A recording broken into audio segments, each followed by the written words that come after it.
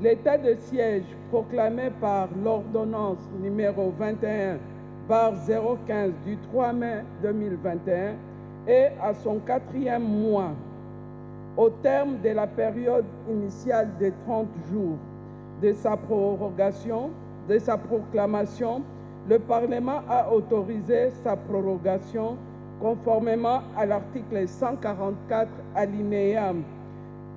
5 de la Constitution, tel que modifié par la loi numéro 11/002 du 20 janvier 2011 portant révision de certains articles de la Constitution de la République démocratique du Congo du 18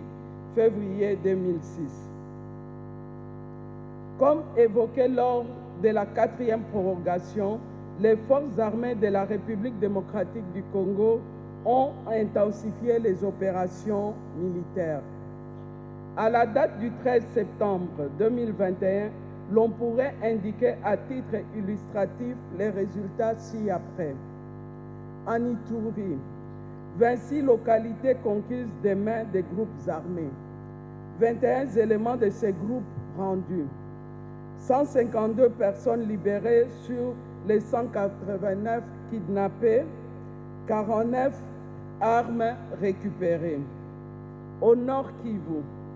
37 localités conquises des mains des groupes armés, 2447 éléments se sont rendus aux forces loyalistes, 428 armes au total ont été récupérées, dont 178 lors des opérations militaires. C'est ainsi que, affaiblies, les forces ennemies multiplient des actions de terreur contre lesquelles de nouvelles opérations sont en cours. Les éléments de terrain de ces derniers jours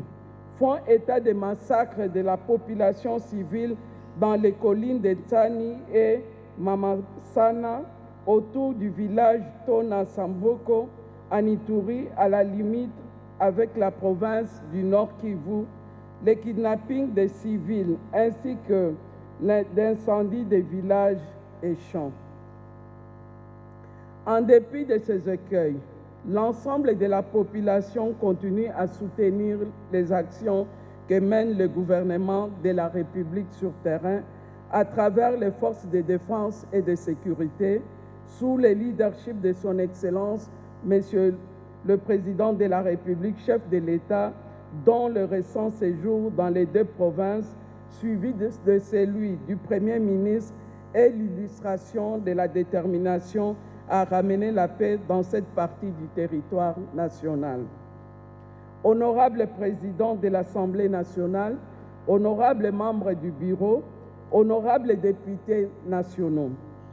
l'objectif final de l'état de siège étant la restauration de l'autorité de l'État dans les provinces de l'Ituri et du Nord Kivu,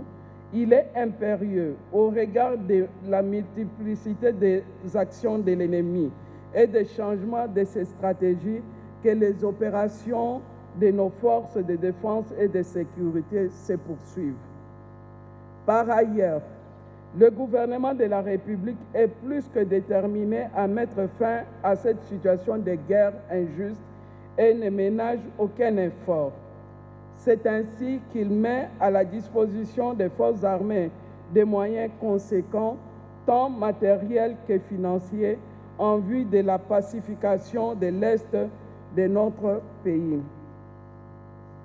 Pour autant que l'objectif final de cet état de siège, qui est la restauration de l'autorité de l'État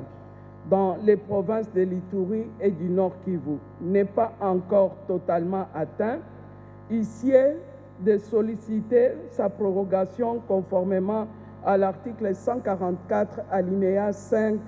de la Constitution.